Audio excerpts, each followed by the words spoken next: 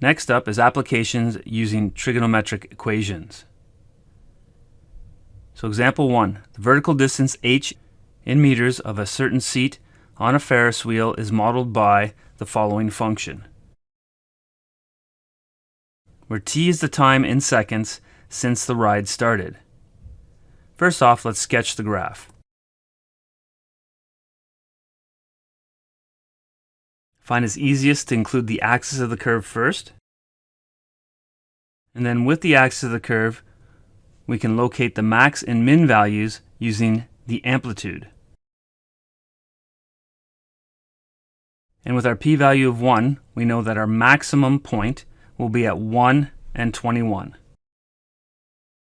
Next, let's determine the period of this function. We see that we have a period of 30 seconds, so that means our max will again occur at 31 and 21. Now let's include our scale for the x-axis. So we have 1, we have 31, and the midpoint of the maximums will be the minimum. So 1 plus 31 divided by 2 will give us 16. And now we have our minimum value, which is going to be 16 and 1. We can also locate the points where this function hits the axis of the curve. It'll be the midpoint of the max and the min. So the midpoint of 1 and 16 is 8.5. There'll be a point there. And then our next midpoint is 23.5, which will be a midpoint right here. So there's a sketch of this function.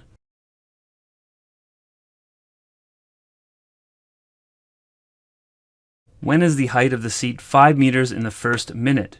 So for this question, we're going to let h of t equal 5. So we know with 5 equals 10 cosine pi over 15 t minus 1 plus 11. First step is to minus 11 from both sides, and we end up with negative 6 equals 10 cosine of pi over 15 t minus 1. Next, divide both sides by 10, and we get negative 3/5 equals cosine of pi over 15 t minus 1. Now we just need to solve for this ratio. So first we start by looking for the related acute angle.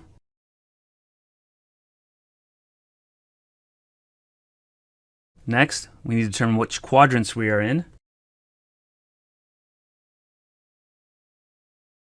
So let's draw our principal angle. So again, we know we're in quadrant 2 since the cosine ratio given is negative. So we'll call that theta 1. And we're in quadrant number 3. And we'll call that theta 2. And we know our related acute angle is at these locations.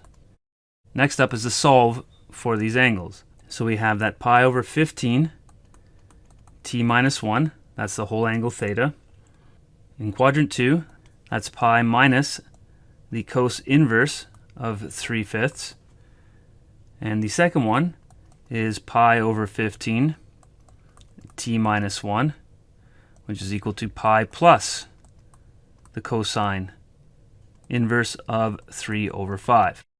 So for our first one, we end up with 2.214. And for our second calculation, we end up with 4.069. Next, we need to isolate for t. So first thing we're going to do is multiply both sides by 15, divide both sides by pi, and then add 1. And that'll give us our first time. Then we're going to do the same thing to the other angle.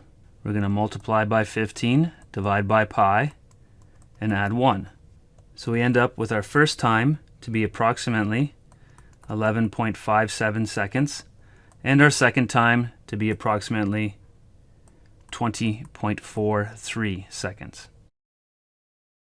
Remember, to get our next two times, we're just going to add the period.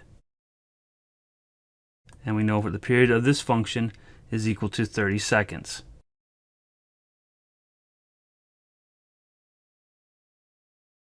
And finally, let's conclude.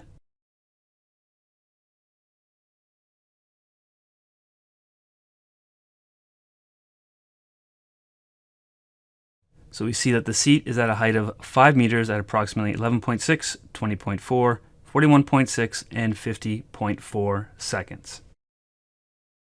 So again, how do we get those numbers? So remember, it rotates twice in 1 minute.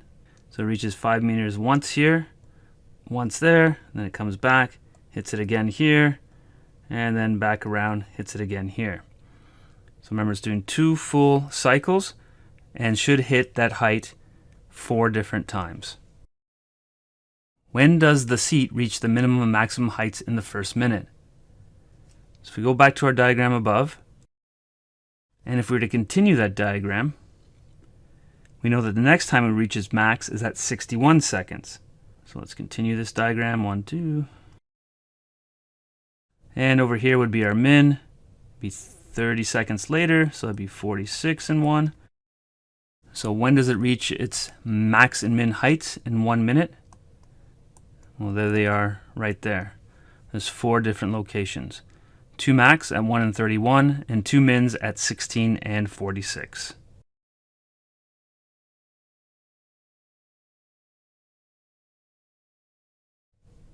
And you can just say, see the graph.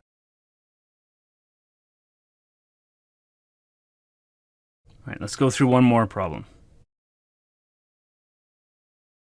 So the paddle wheel of a riverboat rotates at a speed of 2 revolutions per minute. So that means it does 2 complete cycles in 1 minute. It has a diameter of 6 meters, and the center is raised 2 meters out of the water.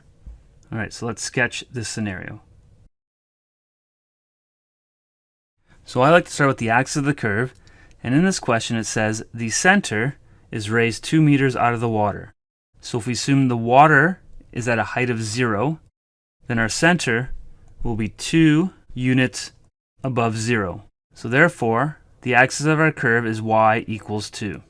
In part A, it says determine the function that describes the height of a certain paddle above the water if it starts at the top of the wheel. So that is saying that at time 0, we're going to start at our maximum height. And our maximum height is given by the diameter of this wheel. Since the diameter is 6, that means from the axis of the curve, we're going to go 3 units up, the radius, and then 3 units down, again using the radius. So that means the maximum is at a height of 5. So our first point will be at 0 and 5. So when do we hit the max again? Well, that depends on the period.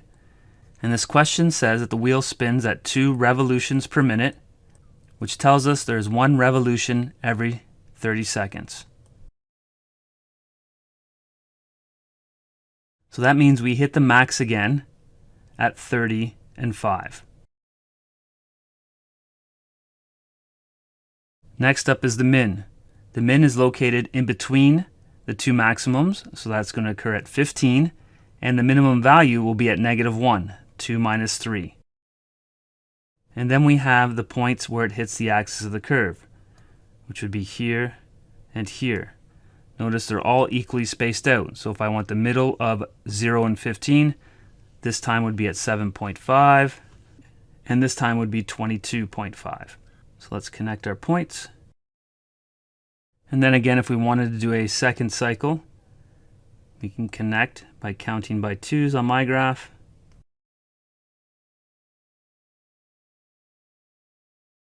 So the first question is, how long is the paddle underwater during the first 2 rotations? So notice, here is where the paddle hits the water. I want to know how long it's under the water, so this time frame at each of these set of points. But before we can do that, we need to determine the equation as asked in part A. But notice we've done most of the work. We have h of t. I would use a cosine function since we're starting with the max. We already know the amplitude is 3, as determined by the radius of the wheel. Second, we know that the k value is 2 pi divided by 30, the length of 1 cycle. So that's pi over 15. So we'll do that over here. So K equals 2 pi divided by 30, which is equivalent to pi over 15.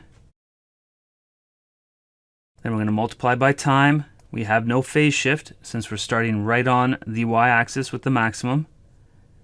And then we add the axis of the curve, which is 2. So now we want to determine how long the paddle is underwater during the first 2 rotations, where we're solving for where the height is equal to 0.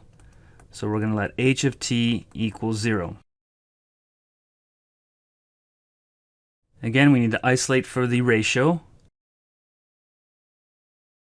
Determine your related acute angle and which quadrants we are focused on.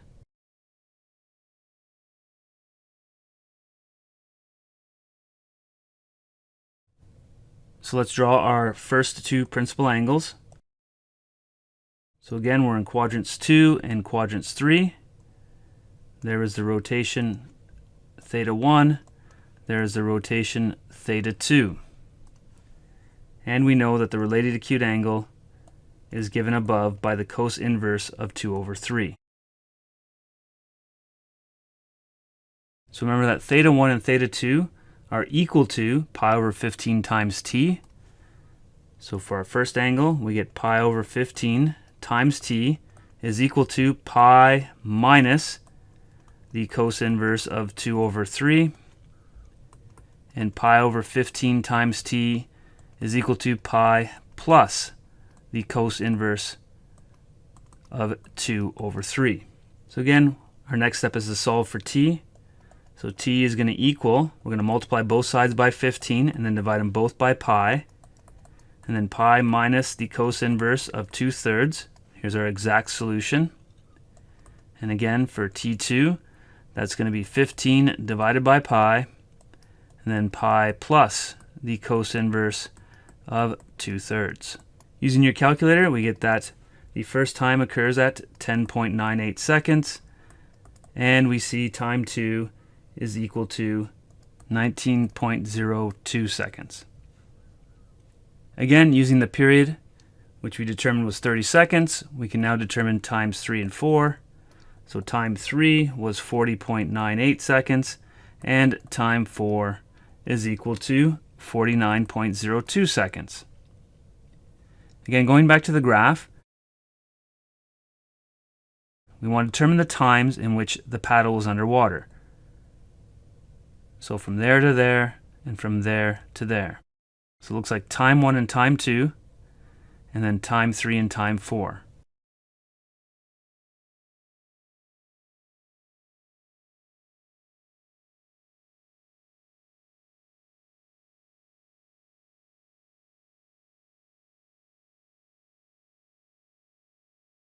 And to figure out the total time it was underwater, you can subtract these times and add them up, which will tell you that the paddle is underwater for approximately 16 seconds.